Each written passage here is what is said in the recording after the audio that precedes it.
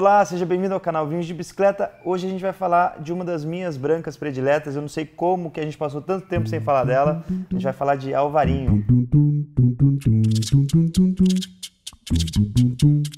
Então, na verdade, a gente já falou dessa uva, né? Quando a gente fez vídeo de vinho verde, a gente falou sobre os melhores vinhos brancos, eu também cito o Alvarinho. É que a gente não tinha dedicado um episódio a ela, né? E o mais legal é que esse é o episódio 60 da playlist de uvas do canal. Então, ela está sendo homenageada com o episódio número 60.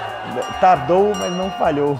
Vai ser um episódio especial dedicado ao Alvarinho. A Alvarinho, ou Albarinho, né, como é na Espanha, é a mesma uva e ela é de origem lá do norte de Portugal e norte da Espanha, da região da Galícia, na Espanha, e do Minho, em Portugal. Então não sabe ao certo qual foi a primeira região a ter, mas essas duas são as principais regiões de origem dessa casta. E o mais legal é que, assim, ela hoje é plantada em vários outros lugares do mundo. Ela é plantada nos Estados Unidos, tem aqui no Brasil, é plantada no Chile, na Argentina, no Uruguai, é plantada na Austrália. Então, assim, tem vários outros países que acabaram acolhendo assim, a Alvarinho para cultivar. Só que as referências internacionais, isso que é legal, ainda são as regiões de origem dela. Então, se você quer provar um verdadeiro Alvarinho, assim, onde essa casta consegue ser explorada assim, de uma forma que é difícil de se encontrar em outro lugar do mundo, você vai ter que ir lá para a região do Minho. Você não vai ter que ir para lá, mas pelo menos vai ter que comprar um vinho dessa região, que é a famosa região do vinho verde, né? A denominação de origem vinho verde. Ou um Albarinho da Galícia, que também são muito famosos, tem também um terroir muito interessante lá para se plantar Albarinho. Esse daqui veio direto da região do vinho verde, então isso aqui é um clássico, garrafa numerada, né? O sapateiro aqui, vinho artesanal lá do vinho verde. E é o que os enólogos falam, assim, e os sommeliers também, do mundo inteiro. Eles falam o seguinte, ó, o dia que você quiser pegar Alvarinho e assim, entender toda a complexidade dela, todo o ápice assim, que ela pode apresentar num vinho, vai lá para a região do vinho verde pegar um vinho de lá, porque essa casta ela é muito bem explorada, ela é muito bem trabalhada nos vinhos de lá. E aí lá dentro tem outra regiãozinha, assim, dentro do Minho, que é a região do vinho verde, tem uma sub-região que chama Monção e Melgaço, que até aí, mesmo para o enoturismo, é até legal de conhecer, que tem dois castelos lá que defendiam essas regiões, né, que é o Castelo de Monção e o Castelo de Melgaço, e aí é legal de visitar e tal, e aí tem os vinhedos em volta, é super bonito de fazer enoturismo lá, então é uma região que eu recomendo. E o mais interessante é que essa combinação de clima, né, mais o solo granítico, que é predominante ali na região do Minho, faz com que os vinhos de lá tenham uma acidez lá em cima. E é por isso que a gente falou no vídeo que a gente fez aqui de vinho verde, que os mais famosos dessa região são justamente os brancos. Pô, existe vinho verde rosé, existe vinho verde tinto, mas os brancos que são as estrelas internacionais, porque todos eles, branco, rosé e tinto, todos eles têm uma acidez muito pronunciada. É lógico que quando a gente vai falar de vinho rosé, isso não é tão problemático assim. Agora, quando a gente fala de um tinto com acidez extremamente pronunciada, que se faz lá no vinho verde, aí não é todo mundo que gosta. Já o branco, a gente encara melhor essa acidez quando ela é mais elevada. Ela é considerada a casta branca mais nobre de Portugal, a Alvarinho. Quando o produtor, geralmente até tem algumas vinícolas que tem vários vinhos verdes, né, brancos, de outras uvas e tal, que não só da Alvarinho. E aí, geralmente, quando você tem um Alvarinho, ele é até um pouco mais caro, às vezes, porque o produtor tem um pouquinho mais de esmero durante a vinificação e acredita que aquele vinho vai ter mais complexidade, mais potencial de guarda. Tem uns vinhos verdes assim de Alvarinho que são maravilhosos. Você pode guardar durante anos por causa dessa acidez que é mais pronunciada. Ela vai ajudar, ela vai ser um conservante natural do vinho. E a Alvarinho consegue um pouco mais de álcool porque ela também amadurece bem no verão. Então ela é um fruto que tem bastante açúcar e aí isso vai ser transformado em álcool depois no processo de vinificação, né? Depois que fermenta esses açúcares. Então, assim, não são vinhos que você tem que tomar para já. Tem alguns que sim, alguns vinhos mais ligeiros ali que o produtor faz para você tomar logo. Só que a maioria dos alvarinhos que eu tomei, os 100% alvarinho, ou quando é esse caso aqui, que é um alvarinho misturado a outra uva, mas a maior parte da composição é alvarinho, eles têm um potencial de guarda muito legal e aí que começam a surgir os aromas terciários, que depois a gente vai descobrir se esse vinho aqui tem.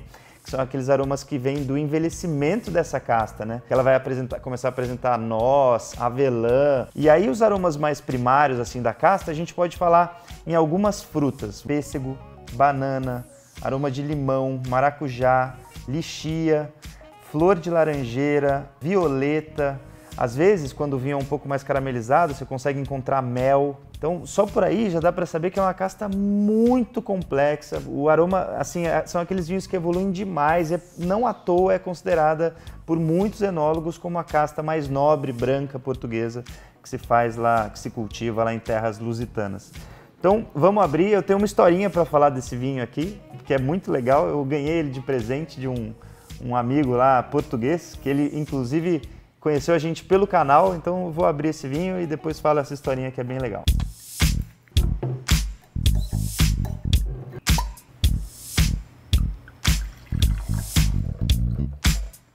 Garrafa bonita, hein?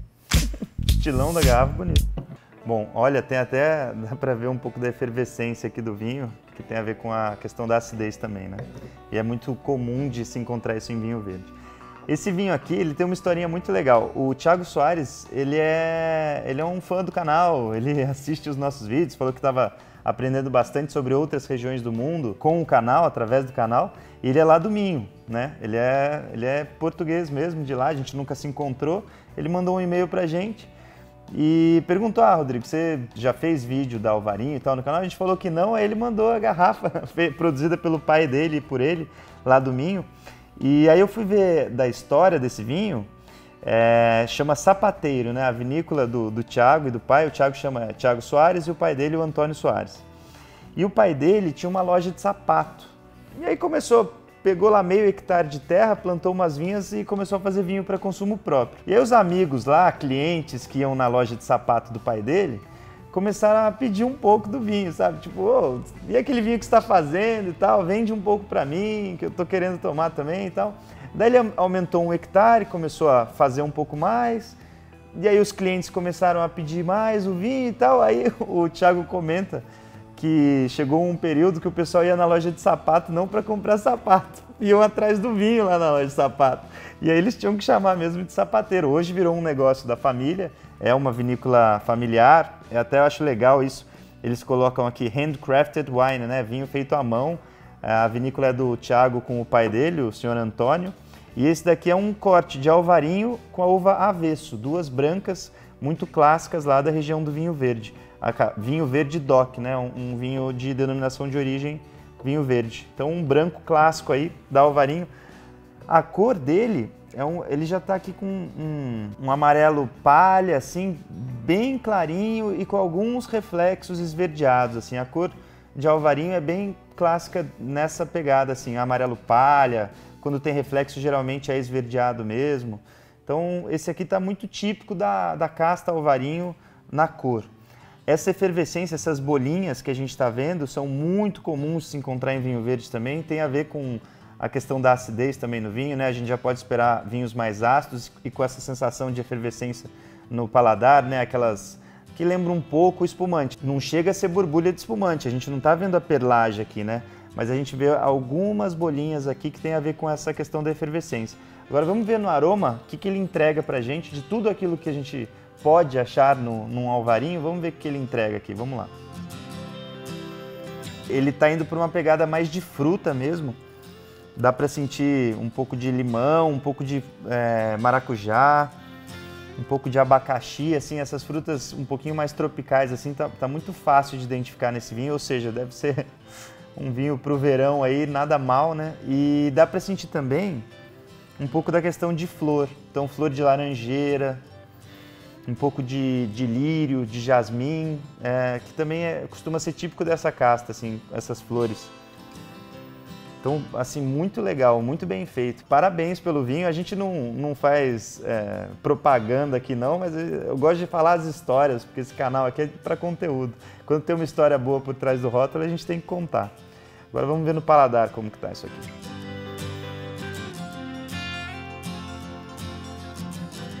Nossa, muito legal. Não, vinho pro verão total. Acidez lá em cima, começo a babar, né?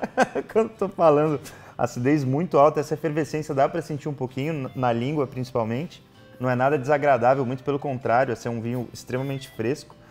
E o mais legal é que, apesar de ser fresco, ele tem muita complexidade de sabor, então dá para sentir toda aquela fruta que estava no nariz, dá para sentir também, ter essa mesma sensação no paladar, esses sabores assim que a gente sente na boca.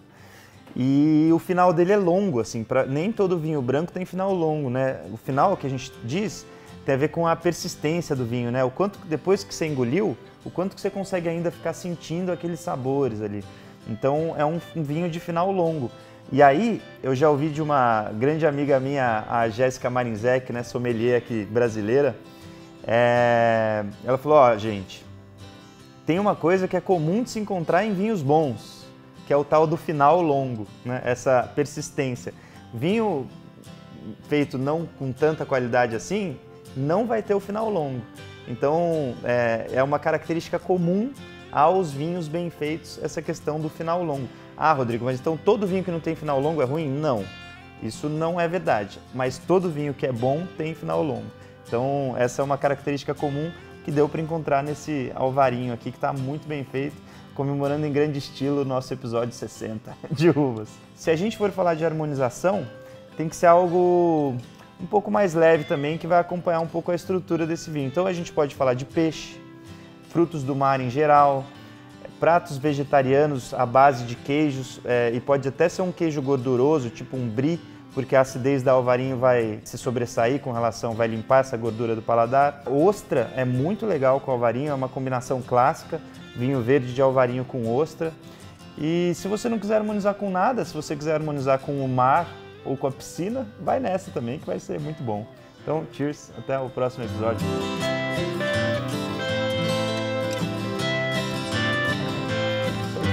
Muito bom. Valeu, Thiagão.